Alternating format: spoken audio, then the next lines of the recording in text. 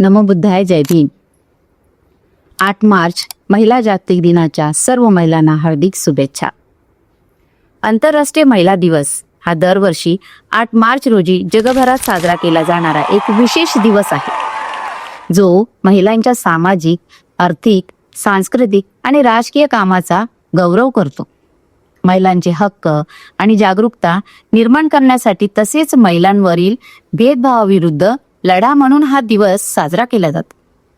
1908 मध्ये न्यूयॉर्क शहरातील 15,000 महिलांनी कामाचे तास कमी करण्यासाठी आणि मतदानाच्या हक्कासाठी काढलेल्या मोर्चानंतर या दिवसाची सुरुवात झाली.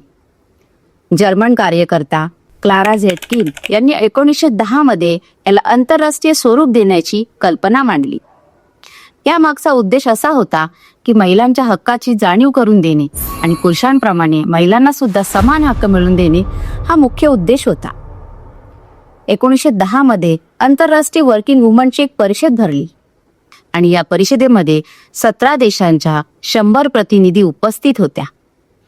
याच परिषदेमध्ये क्लारा झेटकिन यांनी हा प्रस्ताव मांडला. तो प्रस्ताव असा होता की वर्षातील एक दिवस आपण आंतरराष्ट्रीय दिन म्हणून साजरा करूया. परंतु 60 वर्षांनंतर या प्रस्तावाला मान्यता मिळाली आणि 1975 इंटरनॅशनल वुमेन्स डे साजरा करण्यास सुरुवात झाली. प्रत्येक देशातील महिलांना आपल्या हक्कासाठी आंदोलने करावी लागली.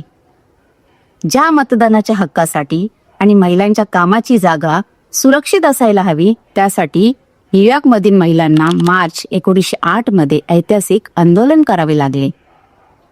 रशियातील महिलांना 1917 मध्ये ब्रेड अँड पीस म्हणजे अन्न आणि शांतता तसेच मतदानाचा अधिकार मिळावा यासाठी संप करावा लागला. इतकेच नव्हे तर अमेरिका आणि युरोपमधील महिलांना जवळजवळ 70 वर्ष संघर्ष करावा लागला. त्यानंतर 19व्या शतकात मतदानाचा अधिकार मिळाला.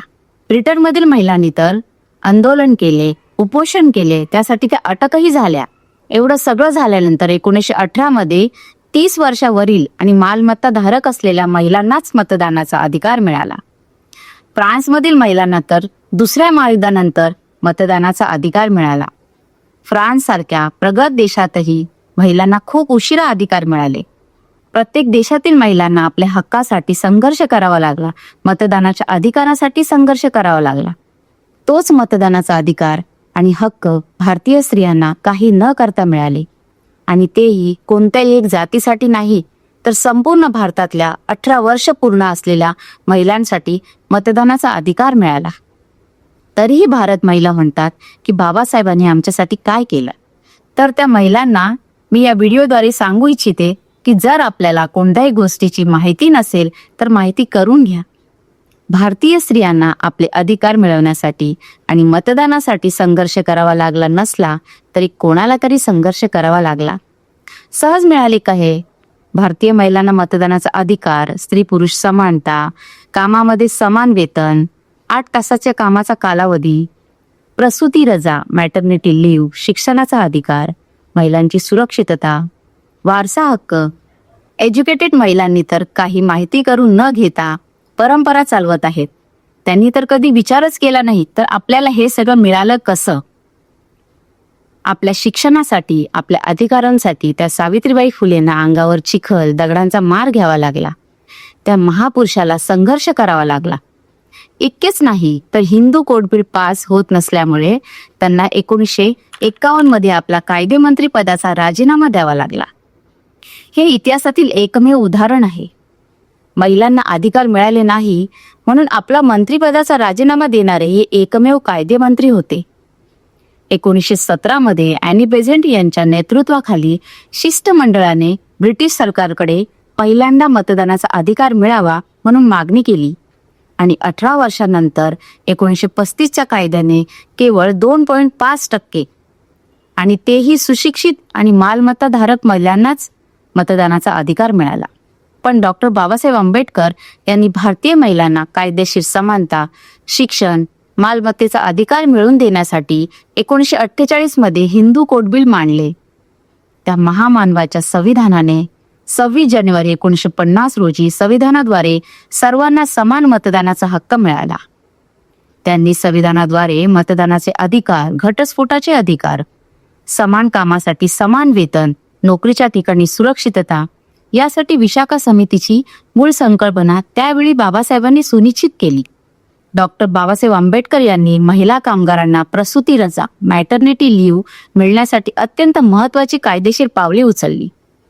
त्यांनी 28 जुलै 1928 रोजी बॉम्बे विधान परिषदेत महिला कामगारांसाठी मातृत्व लाभ विधेयक, मॅटर्निटी बेनिफिट बिल मांडले.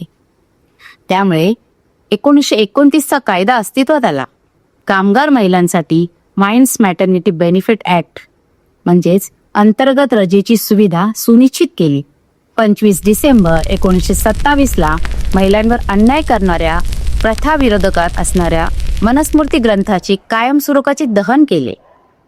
डॉक्टर बाबासाहेब आंबेडकर यांनी मूकनायक हे वृत्तपत्र सुरू केले आणि ह्या वृत्तपत्राच्या माध्यमातून त्यांनी विधवा पुनर्विवाह, मुलांचे शिक्षण, स्त्रियांचे हक्क याबद्दल लेख लिहिले. भारतीय संविधानात अनुच्छेद 14, 15 आणि 16 अंतर्गत महिलांना पुरुषांप्रमाणे समान हक्क दिले, ज्यामुळे आज त्यांना शिक्षण आणि नोकरीत समान संधी मिळाली. त्यांनी स्त्रियांना शिक्षित व्हा, संघटित व्हा, संघर्ष करा असा संदेश दिला आणि त्यांना जात आधारित गुलामगिरीतून बाहेर पडण्यास प्रवृत्त केले.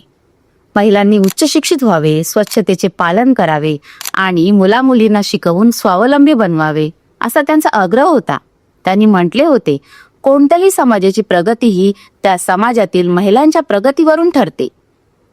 म्हणूनच त्यांना भारतीय महिलांच्या हक्काचे शिल्पकार म्हटले जाते. पण कितीही शिक्षण घेऊन जर तुम्ही सत्य काय आहे ते समजलात नाही आणि अजूनही अंधश्रद्धा, चुकीचा रीतिरिवाज पाळत राहिला तर तुमच्या शिक्षणाचा काही उपयोग नाही. आणि हीच अवस्था आपल्या भारतीय स्त्रियांची आहे. आज 8 मार्च जागतिक महिला दिनाच्या दिवशी मी सर्व महिलांना विनंती करेल की फक्त शिक्षणाने सुशिक्षित न होता विचाराने सुद्धा सुशिक्षित व्हा. धन्यवाद.